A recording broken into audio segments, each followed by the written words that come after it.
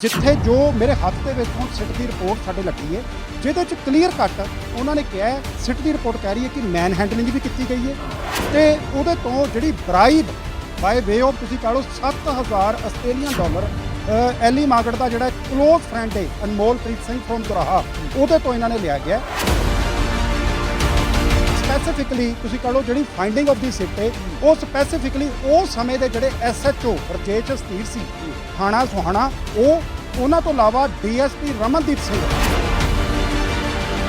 ਉਹਨਾਂ ਤੋਂ ਸਿਪਾਹੀ ਸਾਹਿਲ ਕੁਮਾਰ ਸਿਪਾਹੀ ਸਤਵਿੰਦਰ ਸਿੰਘ ਇਹ ਦੋਵੇਂ ਉਹਨਾਂ ਦੇ ਪੀਐਸਓ ਨੇ ਇਹਨਾਂ ਦੇ ਖਿਲਾਫ ਤੀਜਾ ਜਿਹੜਾ ਉਸ ਸਮੇਂ ਦਾ ਮੁਨਸ਼ੀ ਸੀ ਉਸ ਥਾਣੇ ਦਾ ਸਿਪਾਹੀ ਜਸਦੀਪ ਸਿੰਘ ਜੱਸੀ ਇਹਨਾਂ ਦੇ ਖਿਲਾਫ ਤੁਸੀਂ ਕਹ ਲਓ ਵੀ ਸਪੈਸੀਫਿਕਲੀ ਰეკਮੈਂਡੇਸ਼ਨ ਕੀਤੀ ਗਈ ਹੈ ਡੀਜੀਪੀ ਸਾਹਿਬ ਵੱਲੋਂ मतलब ਅਸੀਂ ਕਹੀਏ extortion money extortion clearly extortion ਭਾਵੇਂ ਤਾਂ ਐਲੀ ਮਾਰਕਟ ਦਾ ਮੈਟਰ ਸੀਗਾ ਇਹਦੇ 'ਚ ਤੁਸੀਂ ਕਹ ਲਓ ਵੀ ਜਿਹੜੇ ਇੱਕ ਡੀਐਸਪੀ ਲੈਵਲ ਦੇ ਜਿਹੜੇ ਆਫੀਸਰਸ ਨੇ ਉਹਨਾਂ ਨੂੰ ਸ਼ੀਲਡ ਕੀਤਾ ਗਿਆ ਕੌਣ ਬਚਾ ਰਿਹਾ ਕੌਣ ਬਚਾ ਰਿਹਾ ਇਹੀ ਮੇਰਾ ਇੱਕ ਬਹੁਤ ਵੱਡਾ ਮੇਰਾ ਸਵਾਲ ਤੁਹਾਨੂੰ ਕੀ ਲੱਗਦਾ ਕਿ ਕੌਣ ਬਚਾ ਰਿਹਾ ਹੋ ਸਕਦਾ ਹੈ ਕਿ ਡੀਜੀਪੀ ਸਾਹਿਬ ਨੂੰ ਪਤਾ ਹੀ ਨਾ ਲੱਗਾ ਹੋਵੇ ਕਿ ਰਿਪੋਰਟ ਆਈ ਹੈ ਥੱਲੇ ਕਿਤੇ ਮੈਨੇਜ ਕੀਤਾ ਗਿਆ ਹੋਵੇ ਸ਼ਾਇਦ ਜੋ ਡੀਐਸਪੀ ਰਮਨਦੀਪ ਨੇ ਜਾਂ ਪੁਲਿਸ ਡਿਪਾਰਟਮੈਂਟ ਵੱਲੋਂ ਕੋਈ ਅਜਿਹਾ ਪ੍ਰੈਸ਼ਰ ਤੁਹਾਡੇ ਤੇ ਪਾਇਆ ਗਿਆ ਵੀ ਡੀਐਸਪੀ ਦਾ ਨਾਮ ਨਾ ਲਓ ਜਾਂ ਸੈਟਲਮੈਂਟ ਕਰ ਲਓ ਤੁਹਾਡੇ ਤੇ ਜਾਂ ਫਿਰ ਐਲੀ ਮੰਗ ਕਰੋ ਮੈਨੂੰ ਨਹੀਂ ਅਪਰੋਚ ਕੀਤਾ ਗਿਆ ਹਾਂ ਮੇਰੇ ਕੋਲ 2 4 5 ਵਾਰੀ ਮੈਨੂੰ ਐਲੀ ਮਾਰਕਟ ਨੇ ਇਹ ਗੱਲ ਜ਼ਰੂਰ ਕਹੀ ਵੀ ਭਾਜੀ ਮੈਨੂੰ ਬਹੁਤ ਪ੍ਰੈਸ਼ਰ ਪਾਇਆ ਜਾ ਰਿਹਾ ਅਸੀਂ ਐਲੀ ਮਾਰਕਟ ਦੇ ਜਿਹੜੇ ਜ਼ਖਮ ਹਰੇ ਨੇ ਨਾ ਜਿਹੜਾ ਤੁਸੀਂ ਉਹਦੇ ਤਸੱਦਦ ਢਾਇਆ ਸੀ ਉਹਦਾ ਅਸੀਂ ਪਾਈ ਦਾ ਹਿਸਾਬ ਲੈ ਕੇ ਦੇਵਾਂਗੇ ਇਹ ਮੇਰੀ ਕਮਿਟਮੈਂਟ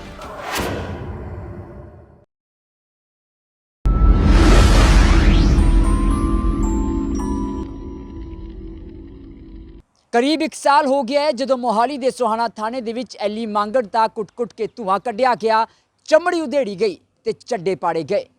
1 ਸਾਲ ਮਗਰੋਂ ਐਲੀ ਮੰਗੜ ਦੇ ਉਹ ਜ਼ਖਮ ਦਾ ਭਾਵੇਂ ਭਰ ਗਏ ਪਰ ਐਲੀ ਮੰਗੜ ਦੇ ਜ਼ਿਹਨ ਤੇ ਉਹਨਾਂ ਜ਼ਖਮਾਂ ਦੇ ਨਿਸ਼ਾਨ ਹਲੇ ਬਾਕੀ ਨੇ ਤੇ ਬਾਕੀ ਹੈ ਇੱਕ ਸਵਾਲ ਕਿ ਮੁਲਜ਼ਮ ਪੁਲਿਸ ਵਾਲਿਆਂ ਦੇ ਖਿਲਾਫ ਕਾਰਵਾਈ ਹੋਵੇਗੀ ਜਾਂ ਫਿਰ ਨਹੀਂ ਤੇ ਖਬਰਸਾਰ ਚੈਨਲ ਦੇਖ ਰਹੇ ਸਾਰੇ ਹੀ ਦਰਸ਼ਕਾਂ ਦਾ ਸਵਾਗਤ ਹੈ ਮੈਂ ਹਾਂ ਤੁਹਾਡੇ ਨਾਲ ਠਾਕੁਰ ਅਮਨਦੀਪ ਸਿੰਘ ਆਖਰ ਕੀ ਕਹਿੰਦੀ ਹੈ ਸਿੱਟ ਦੀ ਰਿਪੋਰਟ ਤੇ ਕੀ ਕਹਿੰਦਾ ਹੈ ਐਨਆਰਆਈ ਕਮਿਸ਼ਨ ਉਸ ਮਾਮਲੇ ਦੇ ਵਿੱਚ ਜਿੱਥੇ ਚੱਡੇ ਵੀ ਪਾੜੇ ਗਏ ਤੇ ਡਾਲਰ ਵੀ ਵਸੂਲੇ ਗਏ ਗੱਲਬਾਤ ਕਰਾਂਗੇ ਸਾਡੇ ਨਾਲ ਮੌਜੂਦ ਨੇ ਐਲੀ ਮੰਗੜ ਦੇ ਵਕੀਲ ਘੁੰਮਣ ਬ੍ਰਦਰਸ ਪਹਿਲਾ ਸਵਾਲ ਕਰਾਂਗੇ ਭਾਜੀ ਕਰੀਬ ਸਾਲ ਹੋ ਗਿਆ ਹੈ ਤੇ ਕਾਰਵਾਈ ਪੁਲਿਸ ਵਾਲਿਆਂ ਦੇ ਖਿਲਾਫ ਕੁਝ ਹੋਏਗੀ ਜਾਂ ਫਿਰ ਨਹੀਂ ਇਹ ਸਾਰੇ ਪੁੱਛਦੇ ਨੇ ਕਿਉਂਕਿ ਤੁਹਾਡੇ ਵੱਲੋਂ ਕੰਪਲੇਂਟ ਵੀ ਦਿੱਤੀ ਗਈ ਸੀ ਮੈਂ ਇੱਥੇ ਠਾਕੁਰ ਸਾਹਿਬ ਸਭ ਤੋਂ ਪਹਿਲਾਂ ਦੱਸੂਗਾ ਕਿ 20 ਸਤੰਬਰ ਅੱਜ ਉਹ ਦਿਨ 18 ਸਤੰਬਰ ਜਦੋਂ ਅਸੀਂ ਲਾਸਟ ਈਅਰ ਜੇਲ੍ਹ ਦੇ ਵਿੱਚ ਉਹਨੂੰ ਰਿਲੀਜ਼ ਕਰਵਾਇਆ ਸੀ ਤੁਸੀਂ ਵੀ ਨਾਲ ਸੀਗੇ ਜਦੋਂ ਆਪਾਂ ਲੈਣ ਗਏ ਆ 1 ਸਾਲ ਨਿਕਲ ਗਿਆ ਕੋਈ ਸ਼ੱਕ ਵਾਲੀ ਗੱਲ ਨਹੀਂ ਪਰ 20 ਸਤੰਬਰ ਨੂੰ ਡੀਜੀਪੀ ਪੰਜਾਬ ਨੂੰ ਮਿਲੇ ਸਿੱਟ ਬਣੀ 23/11 ਨੂੰ ਸਰ ਉਹਨੇ ਰਿਪੋਰਟ ਜਿਹੜੀ ਸੀ ਉਹ ਸਬਮਿਟ ਕਰਤੀ 23/11 ਤੋਂ ਬਾਅਦ ਅਸੀਂ ਜਨਵਰੀ ਦੇ ਵਿੱਚ ਡੀਜੀਪੀ ਪੰਜਾਬ ਨੂੰ ਮਿਲੇ ਕਿ ਸਾਨੂੰ ਉਹਦੀ ਸਿੱਟ ਦੀ ਕਾਪੀ ਦੇ ਦਿਓ ਕਿ ਅਸੀਂ ਉਹਦੇ 'ਚ ਦੇਖੀਏ ਕਿ ਉਹਦੇ ਵਿੱਚ ਕੀ ਕੀਤਾ ਹੈਗਾ ਦੋਸ਼ੀਆਂ ਬਾਰੇ ਬਿਲਕੁਲ ਕੋਈ ਕਾਪੀ ਸਾਨੂੰ ਨਹੀਂ ਮਿਲੀ ਅਲਟੀਮੇਟਲੀ ਅਸੀਂ ਐਨਆਰਆਈ ਪੰਜਾਬ ਜਿਹੜਾ ਕਮਿਸ਼ਨ ਹੈ ਜਸਟਿਸ ਸ਼ੇਖਰ ਧਵਨ ਦਾ ਦਰਵਾਜ਼ਾ ਖੜਕਾਇਆ ਉਹਨਾਂ ਨੇ ਸਟੇਟਸ ਰਿਪੋਰਟ ਮੰਗੀ ਜੀ ਡੀਜੀਪੀ ਤੋਂ ਅਲਟੀਮੇਟਲੀ ਨਵੀਨ ਸੈਣੀ ਪੇਸ਼ ਹੋਏ ਏਆਈਜੀ ਪਰ ਉਹਨਾਂ ਨੇ ਵੀ ਇਹ ਅਸ਼ੋਰੈਂਸ ਦਿੱਤੀ ਜੀ ਅਗਲੀ ਤਰੀਕ ਸੋ ਇਟ ਟੇਕਸ ਟਾਈਮ ਹੁਣ ਅੱਜ ਜਿਹੜੀ ਸਿੱਟ ਦੀ ਰਿਪੋਰਟ ਆਈ ਹੈ ਅੱਜ ਉਹਨਾਂ ਦੀ ਰਿਪੋਰਟ ਜਿਹੜੀ ਅੱਜ ਪੇਸ਼ ਕੀਤੀ ਹੈ ਸਿੱਟ ਦੇ ਵਿੱਚ ਉੱਥੇ ਜਿਹੜੀ ਐਨਆਰਆਈ ਕਮਿਸ਼ਨ ਦੇ ਵਿੱਚ ਉਹ ਸਿੱਟ ਦੀ ਰਿਪੋਰਟ ਦੇ ਵਿੱਚ ਕਲੀਅਰ ਕੱਟ ਇਹ ਆ ਗਿਆ ਕਿ ਇੰਨੇ ਜਿਹੜੇ ਦੋਸ਼ੀ ਨੇ ਉਹ ਤੁਹਾਨੂੰ ਬ੍ਰਦਰ ਸਾਰਾ ਦੱਸਦੇ ਨੇ ਕਿ ਉਸ ਰਿਪੋਰਟ ਦੇ ਵਿੱਚ ਕੀ ਆਇਆ ਹੈ ਅੱਜ ਇੱਕ ਵੱਡਾ ਤੁਸੀਂ ਕਹਿ ਲਓ ਕਿ ਚਲੋ ਅਸੀਂ ਕੇਸ ਨੂੰ ਅੱਜ ਇਹ ਨਹੀਂ ਕਹਿੰਦੇ ਅਸੀਂ ਕੇਸ ਸਾਰਾ ਜਿੱਤ ਗਏ ਹਾਂ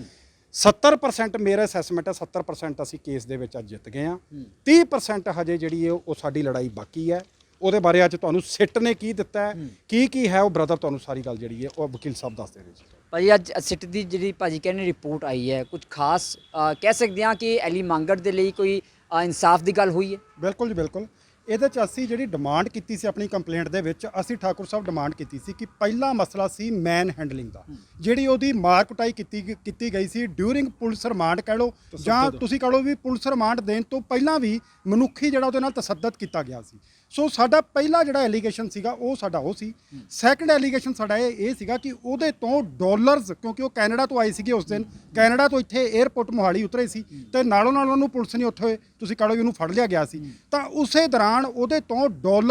ਵੱਡੀ ਡਾਲਰਸ ਦੀ ਡਿਮਾਂਡ ਕੀਤੀ ਗਈ ਸੀ। ਸੋ ਹੁਣ ਅੱਜ ਸਾਡੇ ਕੋਲ ਮੈਂ ਕਹਾਂਗਾ ਕਿ ਇੱਕ ਵੱਡੀ ਸਾਡੇ ਲਈ ਅੱਜ ਇੱਕ ਵਿਕਟਰੀ ਦਾ ਦਿਨ ਹੈ ਕਿ ਜਿੱਥੇ ਜੋ ਮੇਰੇ ਹੱਥ ਦੇ ਵਿੱਚ ਹੁਣ ਸਿੱਟ ਦੀ ਰਿਪੋਰਟ ਸਾਡੇ ਲੱਗੀ ਹੈ, ਜਿਹਦੇ 'ਚ ਕਲੀਅਰ ਕੱਟ ਉਹਨਾਂ ਨੇ ਕਿਹਾ ਹੈ, ਸਿੱਟ ਦੀ ਰਿਪੋਰਟ ਕਹਿ ਰਹੀ ਹੈ ਕਿ ਮੈਨ ਹੈਂਡਲਿੰਗ ਵੀ ਕੀਤੀ ਗਈ ਹੈ ਤੇ ਉਹਦੇ ਤੋਂ ਜਿਹੜੀ ਬਰਾਈਬ ਬਾਏ ਵੇ ਆਫ ਤੁਸੀਂ ਕਹ ਲਓ 7000 ਆਸਟ੍ਰੇਲੀਅਨ ਡਾਲਰ ਐਲੀ ਮਾਗੜ ਦਾ ਜਿਹੜਾ ਕਲੋਜ਼ ਫਰੈਂਡ ਹੈ ਅਨਮੋਲਪ੍ਰੀਤ ਸਿੰਘ ਫਰੋਮ ਦੁਰਾਹਾ, ਉਹਦੇ ਤੋਂ ਇਹਨਾਂ ਨੇ ਲਿਆ ਗਿਆ। ਤੇ ਉਹਦੇ ਤੇ ਸਪੈਸੀਫਿਕਲੀ ਤੁਸੀਂ ਕਹ ਲਓ ਜਿਹੜੀ ਫਾਈਂਡਿੰਗ ਆਫ ਦੀ ਸਿੱਟ ਹੈ ਉਹ ਸਪੈਸੀਫਿਕਲੀ ਉਹ ਸਮੇਂ ਦੇ ਜਿਹੜੇ ਐਸਐਚਓ ਰਜੇਸ਼ ਅਸਥੀਰ ਸੀ ਥਾਣਾ ਸੁਹਾਣਾ, ਉਹਨਾਂ ਤੋਂ ਇਲਾਵਾ ਡੀਐਸਪੀ ਰਮਨਦੀਪ ਸਿੰਘ ਦੇ ਦੋਵੇਂ ਜਿਹੜੇ ਗਨਮੈਨ ਮੈਂ ਕਹਾਂਗਾ ਪਰਸਨਲ ਉਹਨਾਂ ਦੇ ਪੀਐਸਓ ਜਿਹੜੇ ਨੇ, ਉਹਨਾਂ ਚੋਂ ਸਿਪਾਹੀ ਸਾਹਿਲ ਕੁਮਾਰ, ਸਿਪਾਹੀ ਸਤਵਿੰਦਰ ਸਿੰਘ, ਇਹ ਦੋਵੇਂ ਉਹਨਾਂ ਦੇ ਪੀਐਸਓ ਨੇ। ਇਹਨਾਂ ਦੇ ਖਿਲਾਫ ਤੀਜਾ ਜਿਹੜਾ ਉਸ ਸਮੇਂ ਦਾ ਮੁਨਸ਼ੀ ਸੀ ਉਸ ਥਾਣੇ ਦਾ ਸਿਪਾਹੀ ਜਸਦੀਪ ਸਿੰਘ ਜੱਸੀ, ਇਹਨਾਂ ਦੇ ਖਿਲਾਫ ਤੁਸੀਂ ਕਹ ਲਓ ਵੀ ਸਪੈਸੀਫਿਕਲੀ ਰეკਮੈਂਡੇਸ਼ਨ ਕੀਤੀ ਗਈ ਹੈ ਡੀਜੀਪੀ ਸਾਹਿਬ ਵੱਲੋਂ ਕਿ ਇਹਨਾਂ ਦੇ ਖਿਲਾਫ ਡਿਪਾਰਟਮੈਂਟਲ ਐਕਸ਼ਨ ਲਿਆ ਜਾਵੇ। ਨਹੀਂ, ਦੋ ਜਣੇ ਇੱਕ ਐਸਐਚਓ ਸਾਹਿਬ ਹੋ ਗਏ ਤੇ ਇੱਕ ਸਿਪਾਹੀ ਤੁਸੀਂ ਜਿਹੜਾ ਨਾਮ ਲਿਆ ਹੈ ਚੌਥੇ ਨੰਬਰ ਤੇ, ਉਹ ਦੋਨੋਂ ਦਾ ਉਸ ਥਾਣੇ ਦੇ ਸੀਗੇ, ਲੇਕਿਨ ਜਿਹੜੇ ਡੀਐਸਪੀ ਸਾਹਿਬ ਦੇ ਪੀਐਸਓ ਸੀ ਉਹਨਾਂ ਦਾ ਵਿੱਚ ਰੋਲ ਕਿਵੇਂ? ਸਾਡੀ ਸਰ ਇਹੀ ਹੈ ਕਿ ਜਦੋਂ ਇਸ ਜਿਹੜੀ ਰਿਪੋਰਟ ਜਿਹੜੀ ਫਾਈਂਡਿੰਗ ਆਈ ਹੈ ਇਹਦੇ ਚ ਉਹਨਾਂ ਨੇ ਇੱਕ ਚੀਜ਼ ਇਹ ਵੀ ਕੀਤੀ ਹੈ ਵੀ ਜਿਹੜਾ ਡੀਐਸਪੀ ਰਮਨਦੀਪ ਸਿੰਘ ਹੈ ਉਹਦੇ ਦੇਖ ਰੇਖ ਥੱਲੇ ਕੀਤਾ, ਪਰ ਉਹਨੂੰ ਵਾਰਨਿੰਗ ਦਿੱਤੀ ਗਈ ਹੈ। ਹੁਣ ਇੱਥੇ ਇੱਕ ਸਵਾਲ ਇਹ ਖੜਾ ਹੁੰਦਾ ਵੀ ਜਿਹੜੇ ਉਹਦੇ ਦੋਵੇਂ ਪੀਐਸਓ ਸੀਗੇ ਸਾਹਿਲ ਤੇ ਸਤਿੰਦਰ, ਉਹ ਦੋਵੇਂ ਤੁਸੀਂ ਕਹ ਲਓ ਵੀ ਉਹ ਕਿਹੜੀ ਕਪੈਸਿਟੀ ਦੇ ਵਿੱਚ ਉਹਨਾਂ ਨੇ ਤਸੱਦਦ ਢਾਇਆ ਐਲੀ ਮਾਗੜ ਦੇ ਉੱਪਰ? ਕੀ ਉਹ ਕਿਸੇ ਸੀਏ ਸਟਾਫ ਦੇ ਵਿੱਚ ਤੈਨਾਤ ਸੀ ਉਹਨਾਂ ਦਿਨਾਂ ਦੌਰਾਨ? ਕੀ ਉਹ ਕਿਸੇ ਥਾਣੇ ਦੇ ਵਿੱਚ ਉਹਨਾਂ ਦਿਨਾਂ ਦੇ ਦੌਰਾਨ ਤੈਨਾਤ ਸੀ? ਥਾਣਾ ਸੁਹਾਣੇ ਦੀ ਮੈਂ ਗੱਲ ਕਰ ਰਿਹਾ। ਸੋ ਇਹਦੇ ਤੋਂ ਇਲਾਵਾ ਅਸੀਂ ਅੱਜ ਥਾਣੇ ਵਿੱਚ ਜਾਂ ਸੀਆਈਏ ਵਿੱਚ ਹੁੰਦੇ ਵੀ, ਲੇਕਿਨ ਤਾਂ ਵੀ ਉਹਨਾਂ ਦਾ ਕੀ ਬਣਦਾ ਸੀ ਵੀ ਤਸ਼ੱਦਦ ਕਰਨ? ਉਹ ਜੇ ਹੁੰਦੇ ਵੀ ਬਿਨਾਂ ਰਿਮਾਂਡ ਤੋਂ, ਤੁਸੀਂ ਹਲੇ ਸਿਰਫ ਉਹਨੂੰ ਡਿਟੇਨ ਕੀਤਾ ਹੈ, ਤਾਂ ਵੀ ਬਣਦਾ ਸੀ? ਇਹਦਾ ਜਵਾਬ ਦੇਣਾ, ਸੈਕਸ਼ਨ 67 ਜਿਹੜਾ ਪੰਜਾਬ ਪੁਲਿਸ ਐਕਟ 2007 ਬਣਿਆ ਠਾਕੁਰ ਸਾਹਿਬ, ਉਹਦੀ ਸੈਕਸ਼ਨ 67 ਪੜੋ। ਉਹ ਸੈਕਸ਼ਨ 67 ਇਹ ਕਹਿੰਦੀ ਹੈ ਕਿ ਤੁਸੀਂ ਵਰਦੀ ਪਾ ਕੇ ਕਿਸੇ ਨੂੰ ਹੱਥ ਤੱਕ ਨਹੀਂ ਲਾਉਣਾ, ਲਾਅ ਐਂਡ ਆਰਡਰ ਨੂੰ ਆਪਣੇ ਹੱਥਾਂ 'ਚ ਨਹੀਂ ਲੈਣਾ, ਤੁਸੀਂ ਲਾਅ ਐਂਡ ਆਰਡਰ ਨੂੰ ਮੇਨਟੇਨ ਕਰਨਾ ਹੈ। ਤੁਸੀਂ ਪ੍ਰੋਪਰ ਤਰੀਕੇ ਨਾਲ, ਇਹ ਨਹੀਂ ਵੀ ਮੈਨ ਹੈਂਡਲਿੰਗ ਕਰਨੀ ਹੈ, ਇਹ ਨਹੀਂ ਤੁਸੀਂ ਤਸੱਦਦ ਢਾਉਣਾ ਹੈ। ਸੋ ਸੈਕਸ਼ਨ 67 ਜਿਹੜੀ ਹੈ ਉਹ ਕਲੀਅਰਲੀ ਬਣ ਚੁੱਕੀ ਹੈ। ਆਈਪੀਸੀ ਦੀਆਂ ਧਾਰਾਵਾਂ ਮੈਨ ਹੈਂਡਲਿੰਗ ਉਹ ਮੰਨ ਚੁੱਕੇ ਨੇ। ਉਹਦੇ ਤੋਂ ਇਲਾਵਾ ਪ੍ਰੀਵੈਂਸ਼ਨ ਆਫ ਕਰਪਸ਼ਨ ਐਕਟ ਜਿਹੜਾ ਹੈ, ਜਿਹਦੇ ਵਿੱਚ 7000 ਆਸਟ੍ਰੇਲੀਅਨ ਡਾਲਰ ਦੀ ਉਹਨਾਂ ਨੇ ਗੱਲ ਕੀਤੀ ਹੈ, ਉਹ 7000 ਆਸਟ੍ਰੇਲੀਅਨ ਡਾਲਰ ਦੇ ਹਿਸਾਬ ਨਾਲ ਪ੍ਰੀਵੈਂਸ਼ਨ ਆਫ ਕਰਪਸ਼ਨ ਐਕਟ ਜਿਹੜਾ ਹੈ ਉਹ ਡੈਫੀਨੇਟਲੀ ਇਨਗਰੀਡੀਐਂਟਸ ਜਿਹੜੇ ਨੇ ਉਹ ਬਣ ਰਹੇ ਨੇ। ਮਤਲਬ ਅਸੀਂ ਕਹੀਏ extortion money, extortion, clearly extortion they are admitting, clearly admit ਕਰ ਰਹੇ ਨੇ ਸਿੱਟ ਦੀ ਰਿਪੋਰਟ ਦੇ ਵਿੱਚ, ਜਿਹੜੀ ਬਿਊਰੋ ਆਫ ਆਈ ਅੱਜ ਇਨਵੈਸਟੀਗੇਸ਼ਨ ਜਿਹੜਾ BOI ਡਾਇਰੈਕਟਰ ਆਫਿਸ ਹੈ ਉੱਥੋਂ ਅੱਜ ਇਹ ਰਿਪੋਰਟ ਆਈ ਹੈ। ਸੋ ਅਸੀਂ ਸਰ ਅੱਜ ਜਿਹੜਾ ਸਾਡਾ NRI ਕਮਿਸ਼ਨ ਦੇ ਵਿੱਚ ਜਸਟਿਸ ਸ਼ੇਖਰ ਧਵਨ ਇੱਕ ਸਾਨੂੰ ਰਿਪੋਰਟ ਦੀ ਕਾਪੀ ਦਿੱਤੀ, ਨਾਲ ਹੀ ਉਹਨਾਂ ਨੇ ਸਾਨੂੰ ਅਸ਼ੋਰ ਕੀਤਾ ਕਿ ਤੁਹਾਨੂੰ ਅਗਲੀ ਜਿਹੜੀ ਤਰੀਕ ਤੋਂ ਪਹਿਲਾਂ ਤੁਹਾਨੂੰ ਸਟੇਟਸ ਦੱਸਿਆ ਜਾਏਗਾ ਕਿ ਇਹ ਮੁਲਾਜ਼ਮਾਂ ਤੇ ਕੀ ਡਿਪਾਰਟਮੈਂਟਲ ਕੀਤਾ ਹੈ। ਅਸੀਂ ਕਿਹਾ ਜੀ ਡਿਪਾਰਟਮੈਂਟਲ ਐਕਸ਼ਨ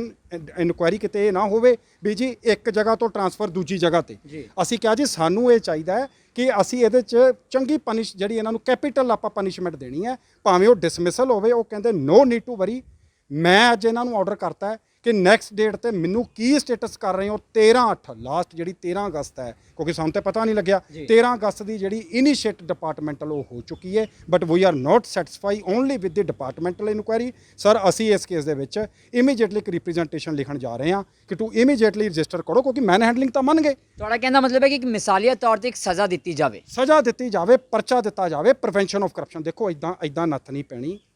ਅਸੀਂ ਸਿਸਟਮ ਦੇ ਵਿੱਚ ਰਹਿੰਦੇ ਹਾਂ, ਇਦਾਂ ਜੇ ਲਾਅ ਐਂਡ ਆਰਡਰ ਨੂੰ ਦੇਖੋ, ਅਸੀਂ ਲੋਕਾਂ ਦੇ ਵਰਦੀ ਵਾਲੇ ਲੋਕ, ਅਸੀਂ ਐਡਵੋਕੇਟ ਹਾਂ, ਸਾਡੇ ਕੋਲ ਕਲਾਇੰਟ ਆਉਂਦੇ ਨੇ, ਜੇ ਅਸੀਂ ਲੋਕਾਂ ਦੇ ਹੱਥੀ ਪਈਏ, ਸਾਨੂੰ ਕੀ ਸਿਖਾਇਆ ਜਾਂਦਾ? ਤੁਸੀਂ ਦਲੀਲ ਨਾਲ ਗੱਲ ਦੇਣੀ ਕੋਰਟਾਂ ਦੇ ਵਿੱਚ। ਇਹ ਨਹੀਂ ਵੀ ਤੁਸੀਂ ਜਾ ਕੇ ਜੀ ਉਹ ਕੱਪੜੇ ਪਾੜਦੇ ਨੇ ਨਾਲ ਦੇ ਵਕੀਲ ਦੇ, ਇਦਾਂ ਨਹੀਂ ਸਾਨੂੰ ਸਿਖਾਇਆ ਜਾਂਦਾ। ਸੋ ਅਸੀਂ ਡੈਫੀਨੇਟਲੀ ਜੋ ਐਸ ਪਰ ਬਣ ਰਿਹਾ ਕਾਨੂੰਨ ਉਹਦੇ ਮੁਤਾਬਕ IPC ਦੀਆਂ ਸੈਕਸ਼ਨਾਂ ਥੱਲੇ ਪਰਚਾ,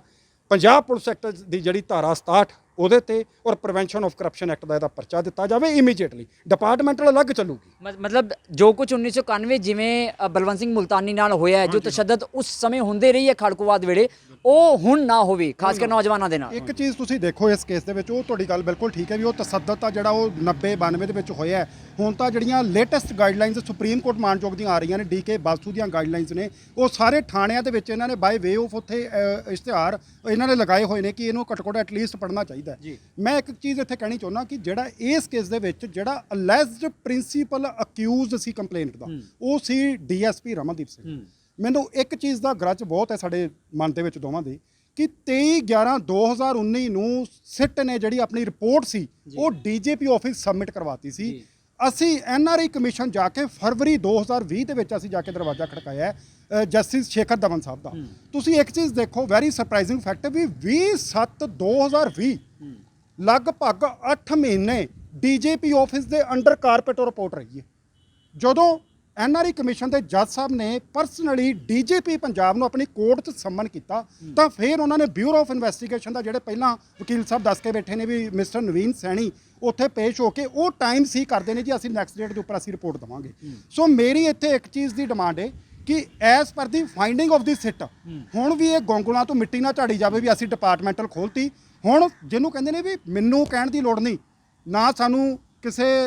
ਹੋਰ ਨੂੰ ਇਹ ਚੀਜ਼ ਪੁੱਟ ਅਪ ਕਰਨ ਦੀ ਲੋੜ ਹੈ। ਹੁਣ ਤਾਂ ਫਾਈਂਡਿੰਗ ਆਫ ਦੀ ਸਿੱਟ ਦੇ ਬੇਸ ਦੇ ਉੱਪਰ ਮੈਂ ਡੀਜੀਪੀ ਸਾਹਿਬ ਤੋਂ ਡਿਮਾਂਡ ਕਰਦਾ ਵੀ ਸੋ ਮੋਟੋਲੀ ਇਮੀਡੀਏਟਲੀ ਇਹਨਾਂ ਸਾਰੇ ਜਿੰਨੇ ਵੀ ਆਫੀਸ਼ੀਅਲਸ ਆਏ ਨੇ ਪੁਲਿਸ ਆਫੀਸ਼ੀਅਲਸ ਇਹਨਾਂ ਦੇ ਅਗੇਂਸਟ ਇਮੀਡੀਏਟਲੀ ਐਫਆਈਆਰ ਸਖਤ ਤੋਂ ਸਖਤ ਧਾਰਾਵਾਂ ਦੇ ਥੱਲੇ ਇੱਕ ਐਗਜ਼ਾਮਪਲ ਸੈੱਟ ਕੀਤੀ ਜਾਵੇ ਤੇ ਇਹਨਾਂ ਦੇ ਖਿਲਾਫ ਇਮੀਡੀਏਟਲੀ ਐਫਆਈਆਰ ਰਜਿਸਟਰ ਕੀਤਾ ਜਾਵੇ। ਤੁਸੀਂ ਕਿਹਾ ਵੀ ਡੀਐਸਪੀ ਰਮਨਦੀਪ ਸਿੰਘ, ਕਿਉਂਕਿ ਐਲੀ ਮੰਗੜ ਨੇ ਵੀ ਬਾਰ-ਬਾਰ ਨਾਮ ਲਿਆ ਸੀ ਡੀਐਸਪੀ ਰਮਨਦੀਪ ਸਿੰਘ ਦਾ ਤੇ ਜਿਹੜੇ ਮਟੌਰ ਵਾਲੇ ਐਸਐਚਓ ਸਾਹਿਬ ਸੀ ਉਹਨਾਂ ਦਾ ਨਾਮ ਵੀ ਲਿਆ ਹੈ। ਇਹਨਾਂ ਦੋਨਾਂ ਨੂੰ ਸਿੱਟ ਦੀ ਰਿਪੋਰਟ ਦੇ ਵਿੱਚ ਕਿੱਥੇ ਰੱਖਿਆ ਗਿਆ, ਸਜ਼ਾ ਨਹੀਂ ਦਿੱਤੀ ਗਈ? ਜਿਹੜੀ ਡੀਐਸਪੀ ਰਮਨਦੀਪ ਬਾਰੇ ਉਹਨਾਂ ਬਾਰੇ ਇਹ ਕਿਹਾ ਗਿਆ ਜੀ ਕਿ ਉਹਦੀ ਸੁਪਰਵਿਜ਼ਨ ਦੇ ਥੱਲੇ ਹੋਇਆ ਪਰ ਡਾਇਰੈਕਟਲੀ ਉਹਦਾ ਕੋਈ ਰੋਲ ਸਾਹਮਣੇ ਨਹੀਂ ਆਇਆ। ਪਰ ਐਲੀ ਮੰਗੜ ਤਾਂ ਕਹਿੰਦਾ ਸੀ ਮੈਨੂੰ ਕੁੱਟਿਆ। ਜੋ ਸਿੱਟ ਦੀ ਰਿਪੋਰਟ ਹੈ ਸਰ ਉਹ ਚਲੋ ਸਾਡੀ ਕੰਪਲੇਂਟ ਸੀ, ਜੋ ਹੁਣ ਸਿੱਟ ਦੀ ਰਿਪੋਰਟ ਆਈ ਹੈ ਉਹਦੇ 'ਚ ਇਹ ਆਇਆ ਕਿ ਜੀ ਇਹਦੀ ਸੁਪਰਵਿਜ਼ਨ ਥੱਲੇ ਇਹ ਹੋਇਆ। ਸੋ ਇਹਨੂੰ ਵਾਰਨਿੰਗ ਦੇ ਕੇ ਵਾਰਨਿੰਗ ਦਿੱਤੀ ਜਾਂਦੀ ਹੈ। ਸਿਮਿਲਰਲੀ ਰਾਜੀਵ ਕੁਮਾਰ ਨੇ ਜਿਹੜੇ ਮੇਰੇ ਖਿਆਲ 'ਚ ਐਸਐਚਓ ਮਟੌਰ ਸੀਗੇ ਇੰਸਪੈਕਟਰ, ਉਹਨਾਂ ਦਾ ਵੀ ਇਹੀ ਆਇਆ ਵੀ ਕੁਝ ਹਿੱਸਾ ਉਹਨਾਂ ਦਾ ਆਇਆ ਜਿਹੜਾ ਕਿ ਉਹਦਾ ਆਇਆ ਤੇ ਉਹਦੇ ਕਰਕੇ ਉਹਨੂੰ ਵੀ ਵਾਰਨਿੰਗ ਕੀਤੀ ਜਾਂਦੀ ਹੈ। ਸੋ ਅਸੀਂ ਦੇਖੋ ਇੱਥੇ ਬੜੇ ਕਲੀਅਰ ਹਾਂ, ਅਸੀਂ ਕੋਈ ਇਹਦੇ ਤੋਂ ਸੈਟੀਸਫਾਈ ਨਹੀਂ। ਜੋ ਅਗਲੀ ਕਾਰਵਾਈ ਕਰਨੀ ਬਣੂਗੀ ਅਸੀਂ ਐਲੀ ਮੰਗੜ ਨਾਲ ਸਲਾਹ ਕਰਕੇ ਅਸੀਂ ਡੈਫੀਨੇਟਲੀ ਮਾਨਯੋਗ ਦੇਖੋ ਐਨਆਰਆਈ ਕਮਿਸ਼ਨ ਦੇ ਵਿੱਚ ਕੇਸ ਪੈਂਡਿੰਗ ਹੈ, ਉਹਦੀ ਨੈਕਸਟ ਤਰੀਕ ਉਹਨਾਂ ਨੇ ਅਕਤੂਬਰ 'ਚ ਹੀ ਰੱਖ ਲਿਆ, ਸਟੇਟਸ ਰਿਪੋਰਟ ਮੰਗ ਲਈ ਹੈ। But that is only with regard to the ਜਿਨ੍ਹਾਂ ਤੇ ਡਿਪਾਰਟਮੈਂਟਲ ਲੈ ਲਈ, ਵਿਦ ਰਿਗਾਰਡ ਟੂ ਰਮਨਦੀਪ ਤਾਂ ਕੋਈ ਐਕਸ਼ਨ ਨਹੀਂ। ਸੋ ਅਸੀਂ ਹੁਣ ਡੈਫੀਨੇਟਲੀ ਅਸੀਂ ਜਿਹੜਾ ਮਾਨਯੋਗ ਹਾਈ ਕੋਰਟ ਦਾ ਦਰਵਾਜ਼ਾ ਖੜਕਾਉਣ ਜਾ ਰਹੇ। ਇੱਕ ਚੀਜ਼ ਠਾਕੁਰ ਸਾਹਿਬ ਮੈਂ ਇੱਥੇ ਕਹਿਣੀ ਚਾਹੁੰਦਾ, ਜੋ ਅਸੀਂ as per the finding of ਦੀ ਸਿੱਟ ਕਹਿ ਲਓ ਜਾਂ ਇੱਕ ਨਾ ਟ੍ਰੈਂਡ ਦਾ ਸੈੱਟ ਹੋ ਗਿਆ ਉਹ ਕੀ ਹੈ ਕਿ ਭਾਵੇਂ ਤਾਂ ਇਹ ਐਲੀ ਮੰਗੜ ਦਾ ਮੈਟਰ ਸੀਗਾ, ਇਹਦੇ 'ਚ ਤੁਸੀਂ ਕਹਿ ਲਓ ਵੀ ਜਿਹੜੇ ਇੱਕ ਡੀਐਸਪੀ ਲੈਵਲ ਦੇ ਜਿਹੜੇ ਆਫੀਸਰਸ ਨੇ ਉਹਨਾਂ ਨੂੰ ਸ਼ੀਲਡ ਕੀਤਾ ਜਾਂਦਾ ਹੈ। ਠੀਕ ਹੈ, ਜਿਹੜੇ ਇੱਕ ਛੋਟੇ ਰੈਂਕ ਤੁਸੀਂ ਕਹਿ ਲਓ ਜਿਹੜੇ ਪੀਐਸਓ ਸੀਗੇ, ਕੀ ਇੱਕ ਪੀਐਸਓ ਆਪਣੀ ਡੀਐਸਪੀ ਦੀ ਕੰਸੈਂਟ ਤੋਂ ਬਿਨਾਂ ਐਲੀ ਮੰਗੜ ਨੂੰ ਕੁੱਟ ਸਕਦਾ ਸੀ? ਉਹਦੀ ਕੰਸੈਂਟ ਤੇ ਕੁੱਟਿਆ ਗਿਆ ਨਾ, ਔਰ ਉਹ ਸਿੱਟ ਦੇ ਵਿੱਚ ਫਾਈਂਡਿੰਗ ਵੀ ਆ ਗਈ, ਪਰ ਉਹਨੂੰ ਕਿਉਂ ਸ਼ੀਲਡ ਕੀਤਾ ਗਿਆ? ਸਿਮਿਲਰ ਕੇਸ ਖੰਨਾ ਕੇਸ ਜਿਹੜਾ ਸੀ ਬਲਜਿੰਦਰ ਸਿੰਘ ਐਸਐਚਓ, ਉਹਦੇ 'ਚ ਅਸੀਂ ਵਰਨ ਕੁਮਾਰ ਜਿਹੜਾ ਇੱਕ ਉਹ ਛੋਟਾ ਵਿਚਾਰਾ ਜਿਹੜਾ ਤੁਸੀਂ ਇੱਕ ਉਹਦਾ ਮੁੰਸ਼ੀ ਕਹਿ ਲਓ ਜਾਂ ਉਹ ਟੀਸੀਐਨ ਜਿਹੜੇ ਉਹ ਕੰਪਿਊਟਰ ਤੇ ਟਾਈਪ ਕਰਦੇ ਨੇ ਸੀਸੀਟੀਐਨ, ਉਹ ਲੜਕੇ ਦੀ ਉਹਦੀ ਪੋਸਟ ਸੀ, ਉਹਨੂੰ ਅਸੀਂ ਰਿਪਰੈਜ਼ੈਂਟ ਕੀਤਾ ਸੀ। ਸੋ ਉਸ ਕੇਸ ਦੇ ਵਿੱਚ ਵੀ ਮੈਂ ਦੇਖਿਆ ਸੀ ਵੀ ਜਿਹੜੀ ਫਾਈਂਡਿੰਗ ਸਿੱਟ ਦੀ ਹੁੰਦੀ ਹੈ ਉਹ ਹਮੇਸ਼ਾ ਜਿਹੜੇ ਸੀਨੀਅਰ ਆਫੀਸਰਸ ਨੇ ਪੁਲਿਸ ਦੇ, ਦੇਖੋ ਅਸੀਂ ਕਾਨੂੰਨ ਦੀ ਪੜ੍ਹਾਈ ਪੜ੍ਹ ਕੇ ਆਏ ਹਾਂ, ਕੋਈ ਮੈਨੂੰ ਕਿਸੇ ਪੁਲਿਸ ਡਿਪਾਰਟਮੈਂਟ ਨਾਲ ਕੋਈ ਪਰਸਨਲ ਗਰਜ ਨਹੀਂ ਹੈਗਾ, ਪਰ ਮੇਰਾ ਇੱਕ ਚੀਜ਼ ਦੀ ਡਿਮਾਂਡ ਜ਼ਰੂਰ ਹੈ ਵੀ ਜਦੋਂ ਐਕਸ਼ਨ ਲੈਣਾ ਹੈ ਇਹਦੇ 'ਚ ਕਿਉਂ ਤੁਸੀਂ ਬਾਇਸ ਰੋਲ ਲਿਆ? ਜਦੋਂ ਉਹਦੇ ਦੋਵੇਂ ਗਨਮੈਨ ਡੀਐਸਪੀ ਦੇ ਤੁਸੀਂ ਰਿਪੋਰਟ ਦੇ ਵਿੱਚ ਬੰਨੇ ਤਾਂ ਫਿਰ ਡੀਐਸਪੀ ਨੂੰ ਕਿਉਂ ਸ਼ੀਲਡ ਕੀਤਾ? ਕੌਣ ਬਚਾ ਰਿਹਾ? ਕੌਣ ਬਚਾ ਰਿਹਾ? ਇਹੀ ਮੇਰਾ ਇੱਕ ਬਹੁਤ ਵੱਡਾ ਮੇਰਾ ਸਵਾਲ ਹੈ। ਤੁਹਾਨੂੰ ਕੀ ਲੱਗਦਾ ਕਿ ਕੌਣ ਬਚਾ ਰਿਹਾ? ਸਾਨੂੰ ਦੇਖੋ ਸਾਨੂੰ ਤਾਂ ਇਹ ਹੈ ਕਿ ਜਿਹੜੀ ਸਿੱਟ ਦੀ ਰਿਪੋਰਟ ਹੈ ਜਾਂ ਤੁਸੀਂ ਕਹ ਲਓ ਜੋ ਡੀਜੀਪੀ ਸਾਹਿਬ ਦੀ ਆਈ ਹੈ, ਜਦੋਂ ਦੋਵੇਂ ਗਨਮੈਨ ਵਿੱਚ ਆ ਗਏ ਸੀਗੇ ਉਹਦੀ ਦੇਖ ਰੇਖ ਥੱਲੇ ਸਾਰਾ ਕੁਝ ਚੱਲ ਰਿਹਾ ਸੀ, ਤਾਂ ਜਿਹੜਾ ਪ੍ਰਿੰਸੀਪਲ ਅਲੈਜਡ ਅਕਿਊਜ਼ ਕਹਾਂਗਾ ਮੈਂ ਇਹਨੂੰ, ਅਕਿਊਜ਼ ਨਹੀਂ ਕਹਾਂਗਾ, ਅਲੈਜਡ ਅਕਿਊਜ਼, ਉਹਨੂੰ ਕਿਉਂ ਪ੍ਰੋਟੈਕਟ ਕੀਤਾ? ਮੈਂ ਇੱਥੇ ਆ ਕੇ ਇੱਕ ਚੀਜ਼ ਹੋਰ ਦੱਸਦਾ, ਸੋਹਾਣੇ ਥਾਣੇ ਦੇ ਵਿੱਚ 150 ਮੁਲਾਜ਼ਮ ਜੀ, ਸਾਹਿਲ ਤੇ ਸਤਿੰਦਰ ਦਾ ਰਿਕਾਰਡ ਜੋ ਅਸੀਂ ਚੈੱਕ ਕੀਤਾ ਹੈ ਉਹਦੇ ਮੁਤਾਬਕ ਉਹ ਉੱਥੋਂ ਦੇ ਮੁਲਾਜ਼ਮ ਨਹੀਂ, ਸੀਏ ਦੇ ਮੁਲਾਜ਼ਮ ਨਹੀਂ, ਉਹ ਰਾਖੀ ਕਰਦੇ ਨੇ as a gunman Ramandeep Singh ਦੀ।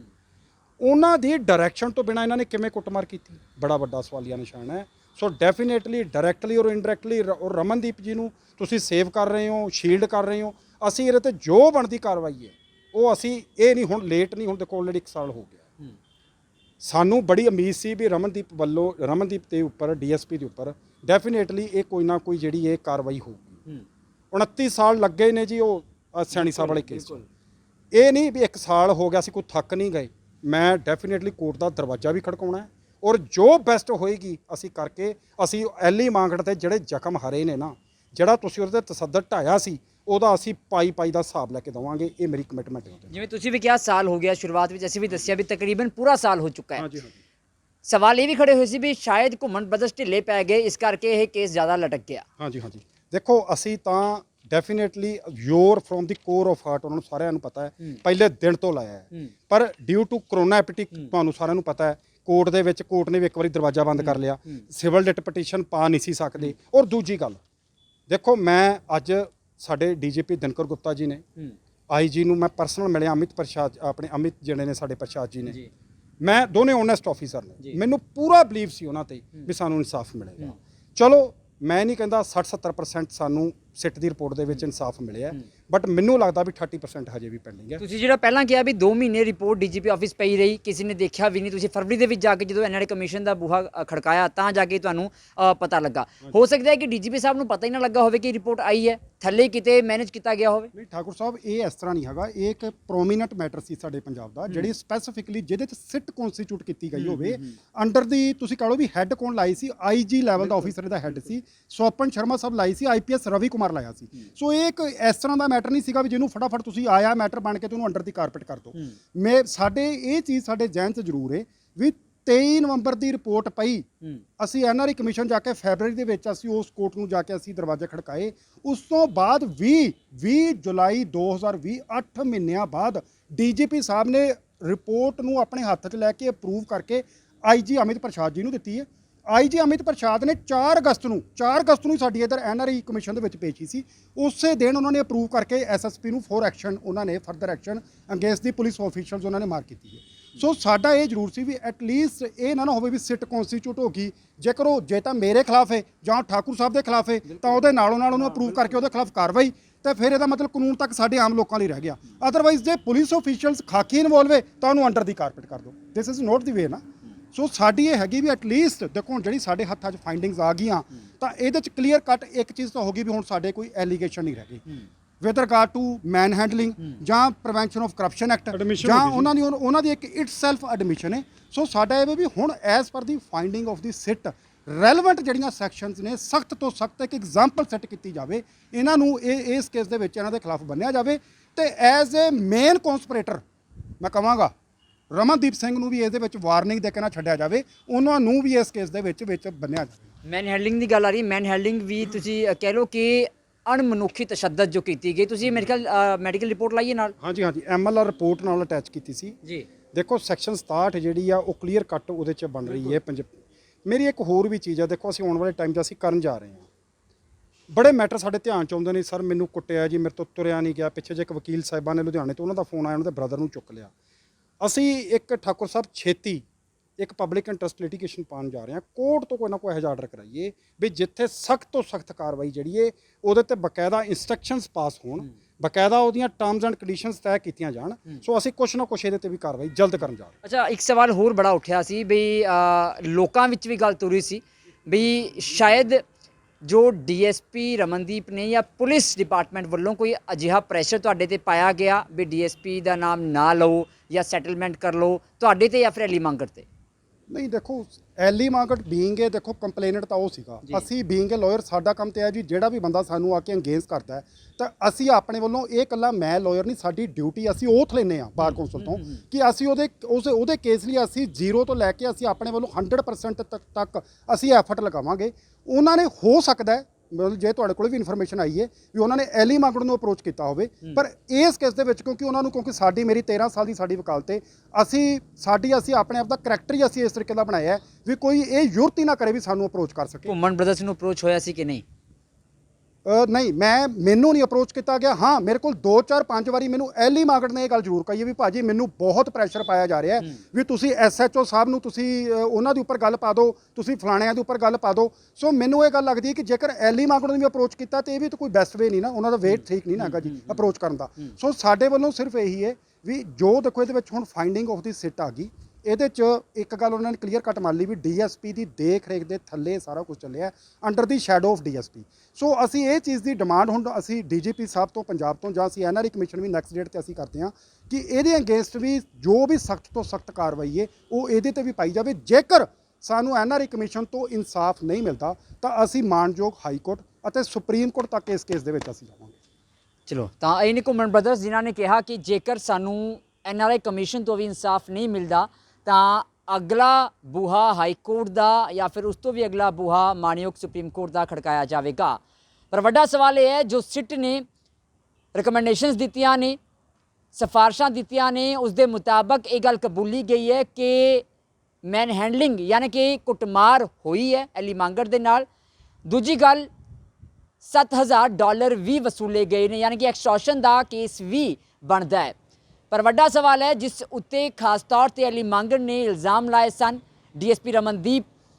ਉਹਨਾਂ ਦਾ ਸਿੱਧੇ ਤੌਰ ਤੇ ਨਾਮ ਕਿਤੇ ਨਹੀਂ ਲਿਖਿਆ ਗਿਆ, ਨਾ ਹੀ ਐਸਐਚਓ ਮਟੌਰ ਰਾਜੀਵ ਕੁਮਾਰ ਦਾ ਨਾਮ ਸਿੱਧੇ ਤੌਰ ਤੇ ਕਿਤੇ ਲਿਖਿਆ ਗਿਆ ਹੈ। ਪਰ ਘੁੰਮਣ ਬ੍ਰਦਰਜ਼ ਦਾ ਕਹਿਣਾ ਹੈ ਤੇ ਐਲੀ ਮੰਗੜ ਵੀ ਵਾਰ-ਵਾਰ ਇਹ ਕਹਿ ਚੁੱਕਾ ਹੈ ਕਿ ਕਿਸਨੇ ਉਸ ਨੂੰ ਕੁੱਟਿਆ ਹੈ